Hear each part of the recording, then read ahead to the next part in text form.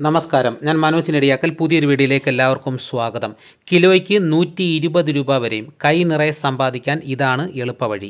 നമ്മുടെ നാട്ടിൽ സുലഭമായി ലഭിക്കുന്നതും നാം പൊതുവെ ഉപയോഗിക്കുന്നതുമായ കിഴങ്ങ് വർഗ്ഗങ്ങളിലൊന്നാണ് ചേന. ഇതിൻ്റെ തണ്ടും ഇലയുമെല്ലാം ഭക്ഷ്യയോഗ്യമാണെന്ന് മാത്രമല്ല, ഇതിന് ഏറെ പോഷക ഗുണങ്ങളുമുണ്ട്.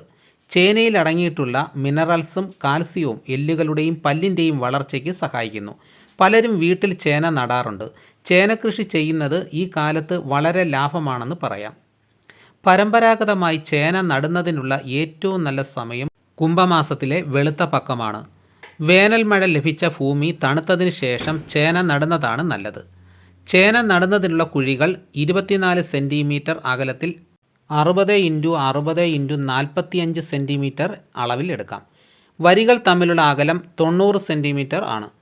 ഇതനുസരിച്ച് 10 ചതുരശ്ര മീറ്ററിൽ 12 ചുവട് ലഭിക്കും.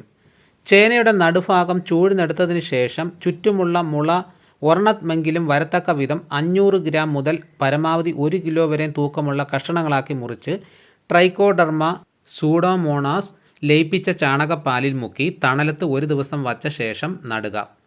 കുഴിയുടെ കാൽഭാഗം മണ്ണിട്ട ശേഷം അതിനു മുകളിൽ ട്രൈക്കോഡർമ സൂഡോമോണോസ് ചേർത്ത് സമ്പുഷ്ടീകരിച്ച ജൈവമോ ചാണകമോ ചേർത്തതിന് ശേഷം നടിയിൽ കഷണം വയ്ക്കേണ്ടതാണ്.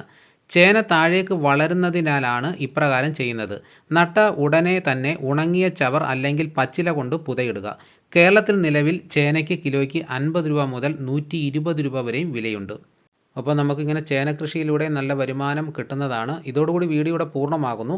എല്ലാവരും ഒന്ന് ലൈക്ക് ചെയ്ത് സപ്പോർട്ട് ചെയ്യണം. ആദ്യമായിട്ടാണ് ഈ ചാനൽ കാണുന്നതെങ്കിൽ സബ്സ്ക്രൈബ് ചെയ്യാൻ മറക്കരുത്. നിങ്ങളുടെ അഭിപ്രായങ്ങൾ കമൻറ്റായിട്ട് രേഖപ്പെടുത്തണം. ഈ വീഡിയോ എല്ലാവർക്കും ഒന്ന് ഷെയർ ചെയ്ത് കൊടുക്കണം. മറ്റൊരു വീഡിയോയുമായിട്ട് ഉടനെ എത്താം. എല്ലാവർക്കും എൻ്റെ നന്ദി.